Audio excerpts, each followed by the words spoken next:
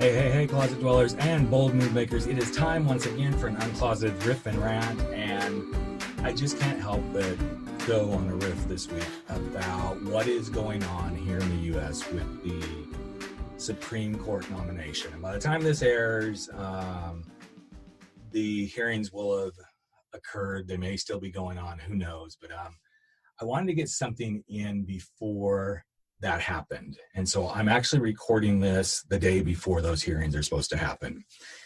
This isn't a political rant and riff. This is a rant and riff about what's truly coming out of the closet over this whole thing. And I'm going to try to be really fair in my positioning on this, but I'm kind of annoyed by this whole thing. As someone who was sexually awakened, as many of you have heard, at a very young age, I find this very disturbing. Now, I'm not going to get into the place of I've heard all these things, even though I have. What I want to bring up is here's what's coming out of the closet from my perspective. Hypocrisy, victim blaming, and selective memory. Now, I know people have been talking about all this stuff, but it's pissing me off. The hypocrisy that's happening where because a party wants to get a Supreme Court nominee into place, and they selectively forget the memory that when President Obama was in place, they did the same thing, keeping his nominee from getting placed. And again, this isn't a political thing. What I want to demonstrate here is the hypocrisy in what's happening and how suddenly selective memory starts to play this.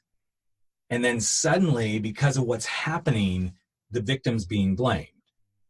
Now, granted, I don't agree with this coming out the way it did, but I don't know the circumstances, and I don't know that anybody will know the circumstances of why suddenly this came out when it did.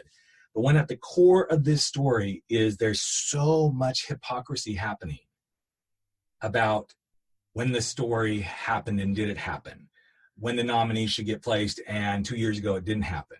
There's hypocrisy about it's okay for men to do this stuff and, oh, it happened in high school, so let it go. No, this isn't fair. I'm 55 years old, and when this was happening to me when I was 7 and 8 years old, if I just now brought it up, somebody would be asking me, well, why are you bringing it up now? Well, honestly, I didn't start talking about it till about 7 years ago. I don't have selective memory. I was the victim. And there's nobody who's going to be a hypocrite about this to me unless they want to get an earful. So when I talk about what's coming out of the closet, I come from a space of truth. And what I also realize is so much of what's happening is another coming out journey. Because you see, when a victim doesn't come forward, what people don't realize is when this was happening for her. I'm going to say if it was happening, but I don't say that I doubt her. But when this was happening for her, it was the early 80s. In the early 80s, we didn't talk about this crap. In the early days, we didn't talk about rape and all this stuff. We didn't talk about homosexuality. We only focused on the AIDS epidemic and what a disease it was to kill gay men. We had such a different society.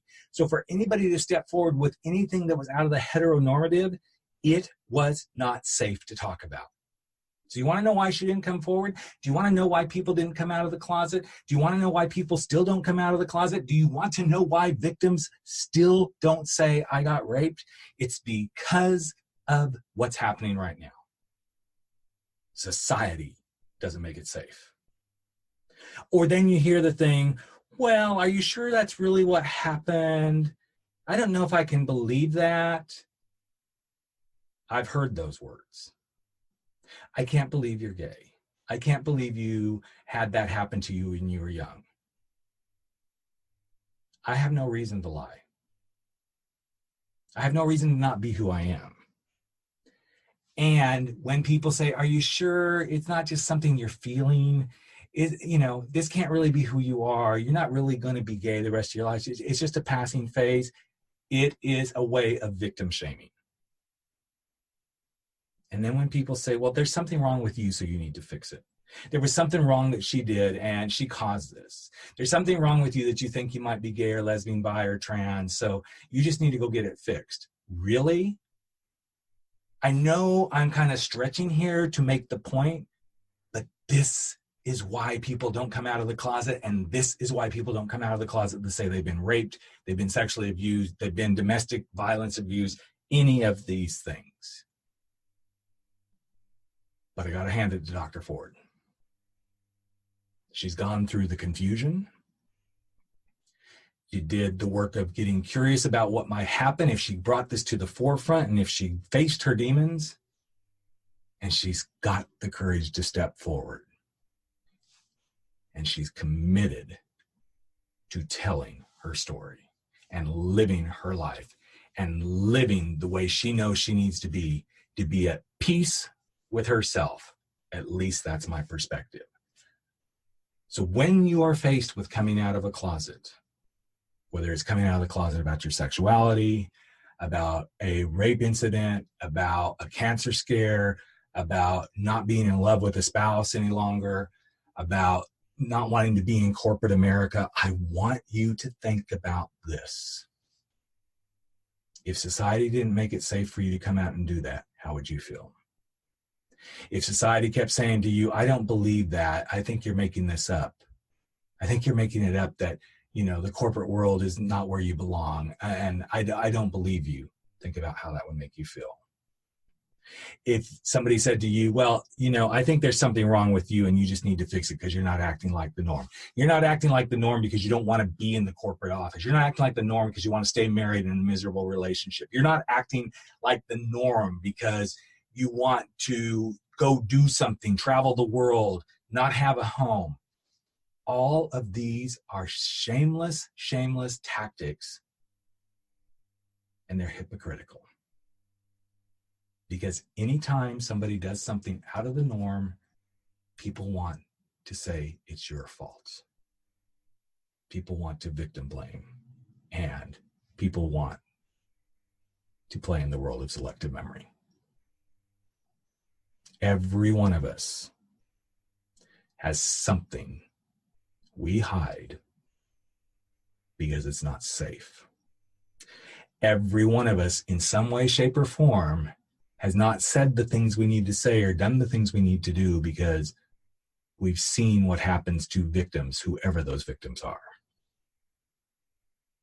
And every one of us has felt the pain and the sting of selective memory in some way, shape, or form. So I'm inviting each of us in our own way to uncloset those things and really examine them so that we can make the planet a better place. So that we can start to heal the hypocrisy that shows up, so that we can stop blaming victims, and so that we can start exercising good memory instead of exercising selective memory. So that's it. That's my rant and riff for this week. I hope it helps in some way to help you move forward. Go do the thing you're meant to do, and don't let anybody blame you. Don't let anybody exercise their selective memory with you. And when you encounter a hypocrite, call them out on it. That's it. Have a great weekend, everybody. Take care, and I'll be right back with you on Life Uncloseted in just a few days.